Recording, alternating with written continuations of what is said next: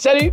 Aujourd'hui, je veux te parler de mon matelas préféré. En fait, mon matelas de camping préféré. Vraiment, un matelas qui a changé ma perception du camping, littéralement. Parce que j'ai essayé quand même quelques autres matelas avant et j'ai toujours passé des nuits de merde jusqu'à temps que j'essaie celui-là. C'est pas le sac le moins cher, définitivement pas, mais ça le vaut tellement. Tu vas pouvoir passer de toute façon plusieurs nuits là-dessus si tu prévois utiliser ça régulièrement. Paye-toi ce luxe-là, c'est absolument incroyable. Ça n'a rien à voir avec tous les autres sacs que j'ai utilisés. C'est tellement confortable, c'est rapide à monter, c'est rapide à serrer. Bon, hein? On le monte. On commence par le premier point, sa facilité à monter. Donc, ça rentre dans un petit sac comme ça. Et là, bon, avant, quand même, c'est le modèle long et large que je te recommande fortement. On va y revenir un peu plus tard, mais c'est à peine plus cher et c'est à peine plus cher et c'est à peine plus gros aussi, et à peine plus lourd. À peine plus cher, à peine plus lourd, à peine plus gros. Et ça fait tout le confort que tu vas avoir dans la nuit. C'est complètement fou. OK, on le monte. Donc, ça rentre dans ce petit sac-là, qui est quand même minuscule pour la taille du matelas que tu as. C'est fou. Donc, tout ça et boum, voilà, ton matelas, il est là. Ensuite de ça, ce que tu as à faire, c'est de le dérouler, comme ça, et de le déplier. Déplier en trois. Voilà. Ensuite de ça, là, je vais juste me renverser comme ça, pour que je puisse le gonfler près de toi. Il y a un système de gonflage qui est absolument génial. Tu vois, ça, c'est le fameux capuchon. Donc, quand tu l'ouvres ici, l'air sort, mais tu peux aussi l'ouvrir à une autre position ici, qui est la position de la valve. Donc là, dans cette position-là, tu peux souffler de l'air dedans, mais l'air ne ressortira pas. Donc, la façon que ça fonctionne, c'est qu'on prend ce sac-là, parce que tu vois ici, ça indique qu'on va brancher la valve. Donc, on vient connecter ça ensemble, là-dedans. Là, je vais juste recadrer pour qu'on puisse bien voir. Et là, le sac, tu fais juste l'ouvrir comme ça et tu souffles dedans. Avec une bouffée d'air, de la façon que c'est fait, merci à la science, tu peux remplir ce sac-là et juste pousser dessus. Et ça, on va devoir le faire à peu près 6 fois.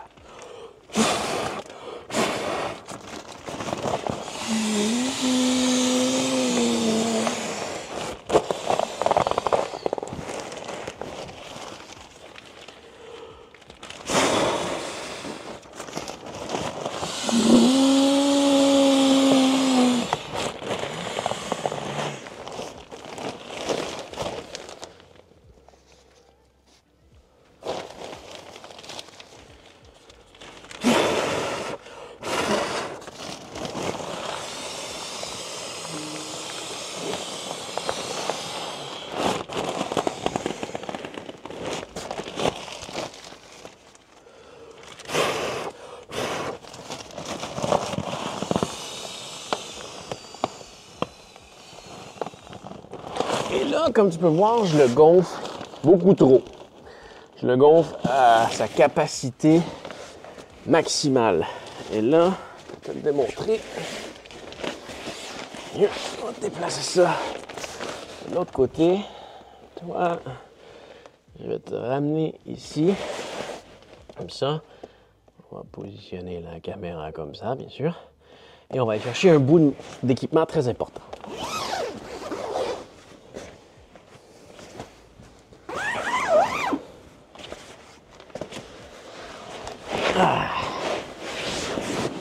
L'oreiller, qui est la Nemo Philo Elite, que je vais te parler dans une autre vidéo. C'est une oreiller absolument incroyable. Vraiment, avec ces deux-là, tu as de quoi pour dormir comme un bébé. Bon, la fameuse valve, ici, comme je te parlais, le truc qui se passe, c'est que, regarde ici, il y a un petit truc ici, là, que quand tu pèses dessus, ça laisse l'air sortir.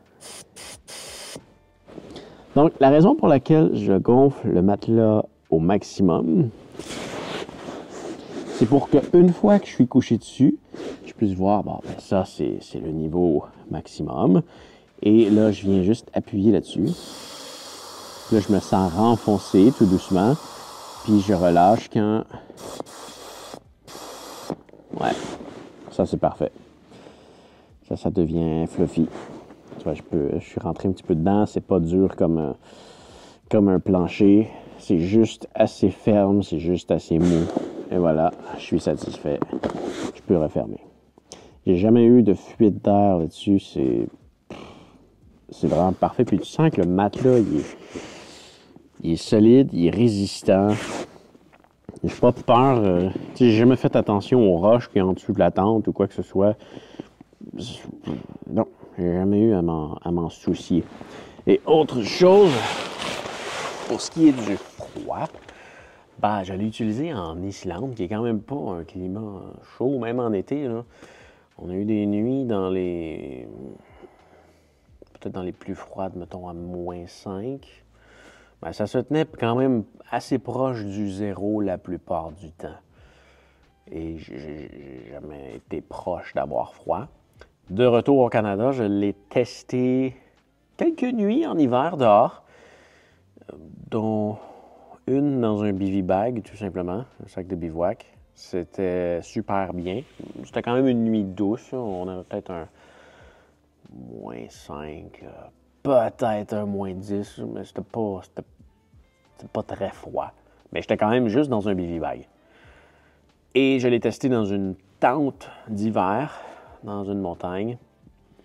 Là, on a eu à peu près un -20 dans la nuit. J'ai eu un peu froid, mais je peux pas dire que ça vient du sac. Je sentais pas de froid venir du sol. Je pense que mon sac de couchage n'était pas assez optimal. Il y a peut-être des trucs à travailler, mais vraiment, je suis certain que ça venait pas du matelas. Il y a une super bonne isolation. Je l'ai testé en été aussi.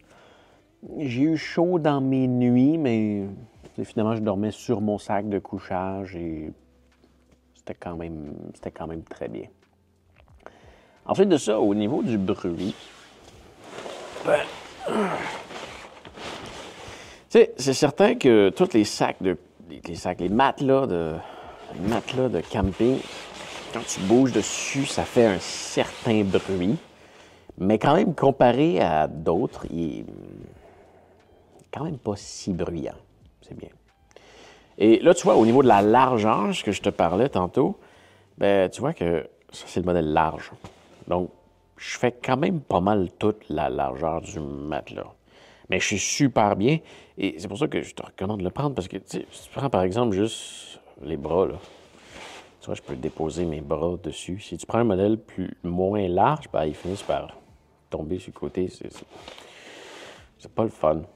Puis, quand tu dors sur le côté, ben, ça te laisse aussi plier tes jambes et tout ça. Tu vois, moi, je mesure à peu près 181 cm. Tu vois, ma tête est complètement en haut. Et ce que ça donne au niveau de mes pieds, ben, c'est ça. J'atteins aussi le bout de ma tente, là. Mais voilà. C'est ce que ça donne. Donc, on peut dire que si tu mesures moins de 181 cm, probablement que tu peux prendre un modèle moins long, mais le côté large, par contre, ça, je m'en passerai pas du tout. Ça vaut vraiment la peine. À moins que, justement, là, tu vois, je suis dans une tente pour deux. C'est déjà serré dans une tente pour deux. Là, si les deux, vous avez un matelas large, ça va être serré dans la tente. Ouais. Voilà. Et bon, hein, c'est pas tout ce qui est merveilleux de ça. Le ranger, c'est aussi quelque chose qui est très rapide. Et là, je te montre comment que je fais pour le ranger. J'ai une méthode que j'ai travaillée. Et là, ça fait quand même des mois là, que je ne l'ai pas utilisée. Donc, je suis un petit peu rouillé, mais tu vois, ça va quand même assez vite. La méthode pour le ranger, c'est que pendant que je suis couché dessus, j'ouvre la valve ici.